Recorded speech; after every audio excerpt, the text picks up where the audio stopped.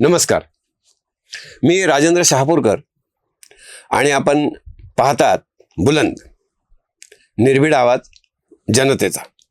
मित्र हो, आपल्या या चॅनलवर देशातील सर्व प्रकारच्या घडामोडीवर, राष्ट्रीय प्रश्नावर चर्चा व्हावी, तुमच्याशी बोलावं असे मला वाटते.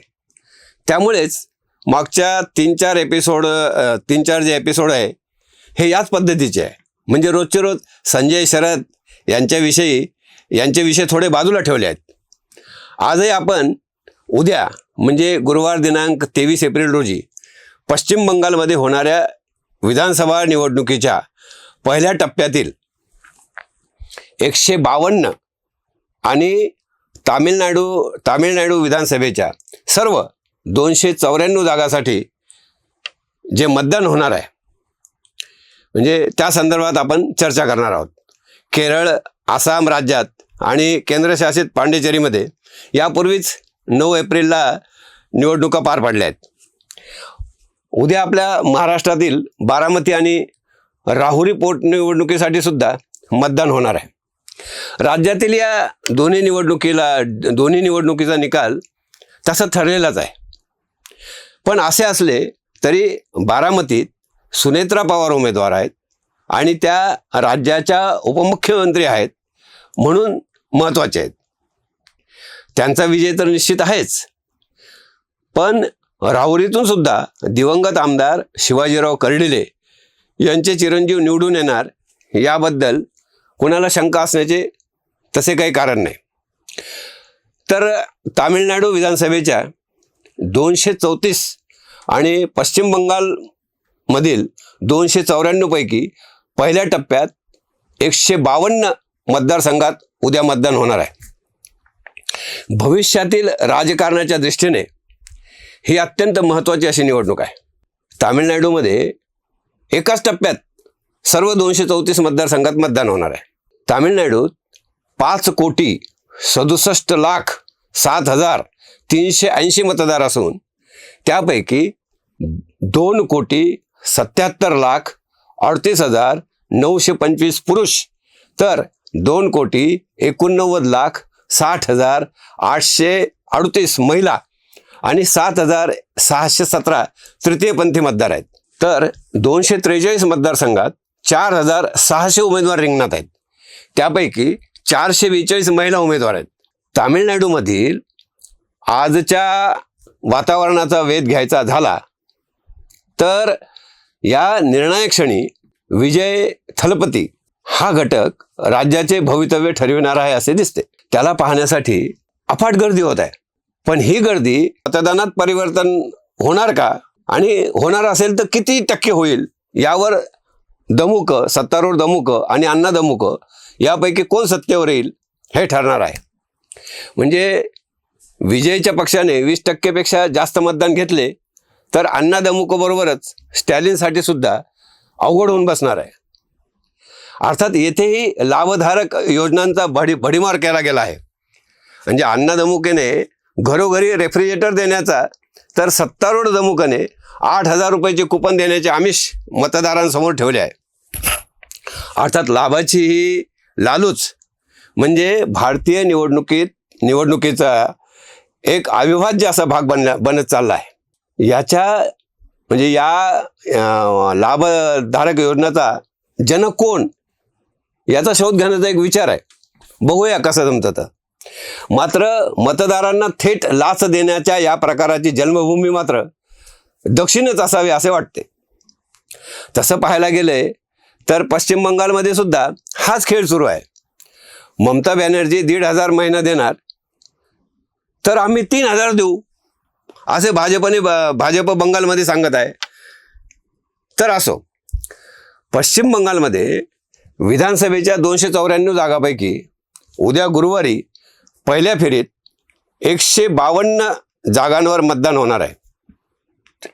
त्यासाठी 2,926 उमेदवार रिंगणात आहेत.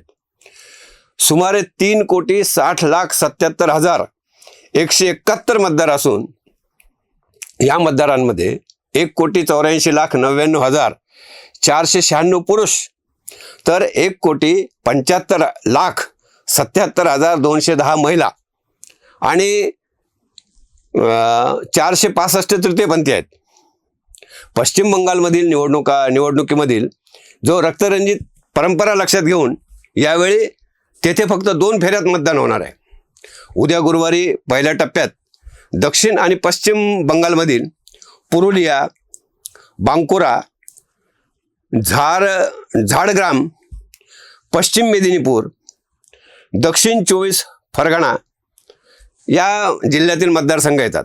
त्याचबरोबर कोलकाता आणि हावडा या जिल्ह्यातील राजकीय दृष्टीने अतिशय महत्त्वाचे मतदारसंघही येतात. त्यापैकी एक म्हणजे मुख्यमंत्री ममता बॅनर्जी यांचा भवानीपूर मतदारसंघ आहे. इथे त्यांना थेट फाईट द्यावी लागत आहे. ते भाजपचे प्रमुख नेते आणि मुख्यमंत्रीपदाचा चेहरा शुभेंदू अधिकारी.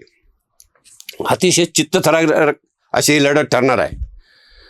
पश्चिम बंगालचा विचार केला तर ममता बॅनर्जी 2011 पासून सत्तेत आहेत. त्यामुळे एक प्रकारचा त्यांच्याविषयी नाराजी असणे किंवा अँटी इन्कमसे असणे साहजिक आहे. याशिवाय SRIमुळे मोठ्या प्रमाणावर मतदार कमी झालेले आहेत. त्याचाही फटका ममता बॅनर्जी यांना बसू शकतो. तृणमूल काँग्रेससाठी महिला आणि मुस्लिम हे 2M अत्यंत महत्त्वाची भूमिका निभावत आलेले आहे आतापर्यंत. आता त्यांचा तो हुमायूं आणि ओवेसी यांनी युती केली होती आणि त्यामुळे दिदींसमोर बऱ्यापैकी डोकेदुखी निर्माण झाली होती. परंतु मुस्लिम मत मॅनेज करण्यात ममता दिदीला यश आल्याचे दिसते. आता महिला मतदार तसा हुकमी एक्का आहे ममता दिदीच्या साठी. तो काय करेल ऐनवेळेस हे काही सांगता येत नाही. पण जर महिला मतदारांचे 1.5-2% मत जरी इकडे तिकडे झाले तरी ममता दिदीची वाट लागेल अशी परिस्थिती आहे. मतदानाच्या टक्केवारीवर यावेळी परिणाम होईल असा अंदाज आहे. उद्याच्या पहिल्या फेरीमध्ये 8,000 मतदान केंद्र अतिसंवेदनशील ठरविण्यात आली आहेत. निवडणुकीत हिंसाचाराची जी परंपरा आहे ती पाहता पश्चिम बंगालमध्ये यावेळी सुरक्षा व्यवस्था अत्यंत मजबूत करण्यात आलेली आहे. अप्रिय घटना होऊच नये यासाठी आवश्यक तेवढी सगळी काळजी घेतली जात आहे. असे असले तरी प्रत्यक्ष मतदान प्रक्रिया कशी पार पडते यावरही बरेच काही अवलंबून असणार आहे. कारण उद्या होणाऱ्या मतदानाचा प्रभाव दुसऱ्या फेरीत म्हणजे बुधवारी 29 एप्रिल रोजी 142 मतदारसंघातील मतदानावर पडणार आहे. हे अगदी निश्चित आहे. तर एकंदर तामिळनाडूमध्ये सुपरस्टार विजय थलपती तर पश्चिम बंगालमध्ये SIR बरेच काही ठरविणार आहे हे नक्की. मित्र हो, हे विश्लेषण तुम्हाला कसे वाटले कमेंट करा. व्हिडिओ आवडला असेल तर लाईक करा, शेअर करा आणि अशाच प्रकारच्या सविस्तर विश्लेषणासाठी वेगवेगळ्या विषयासाठी हे चॅनल सबस्क्राईब करा. तूर्त इतकेच. पुन्हा भेटू. धन्यवाद.